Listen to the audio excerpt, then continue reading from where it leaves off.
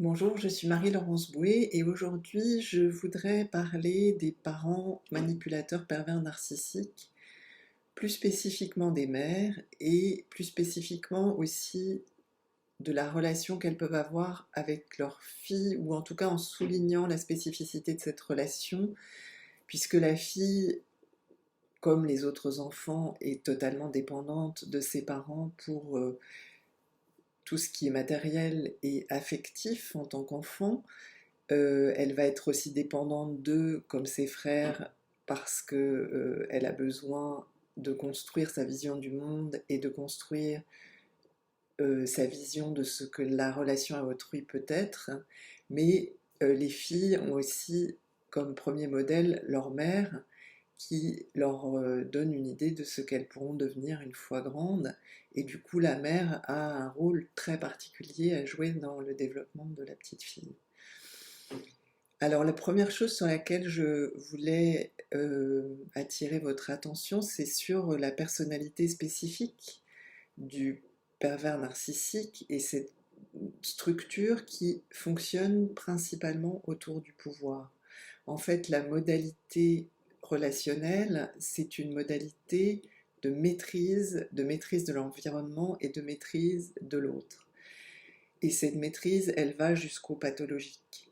C'est-à-dire que un parent manipulateur pervers narcissique a besoin de s'assurer que tout fonctionne comme il a besoin que cela fonctionne, même si ça l'oblige à manipuler la réalité. Et donc, il va faire en sorte que ce soit son environnement qui doive s'adapter à lui. Alors, qu'est-ce que ça implique au niveau des relations avec ses enfants? Eh bien, les enfants vont toujours s'entendre dire que lorsqu'il y a un problème, c'est de leur faute.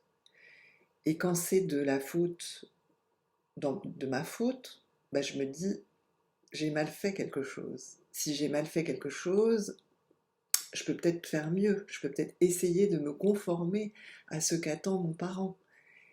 Mais en fait, c'est une espèce de course sans fin, une énergie colossale qui est mise au service de quelque chose qui est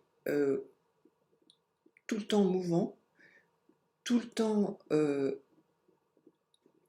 conditionné par l'environnement et par les événements qui se passent. Donc c'est quelque chose qui m'oblige à une hyper-vigilance en tant qu'enfant, qui m'oblige à être tout le temps attentif à ce que pourrait vouloir mon parent, à ce qui pourrait lui convenir, à ce qu'il pourrait valider.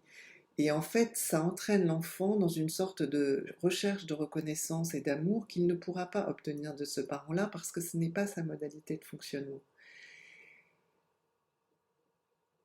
Et puis, ça lui donne aussi l'impression que euh,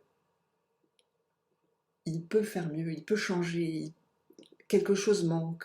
Donc, il va perdre aussi complètement sa confiance en lui-même et son estime de soi.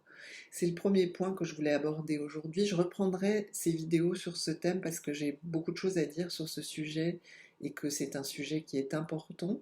Et je vous remercie de m'avoir écouté. Je vous invite sur mon site l'étoilevive.com, .net, pardon, l'étoilevive.net, et vous pouvez prendre rendez-vous avec moi à Paris ou rendez-vous téléphonique. À bientôt.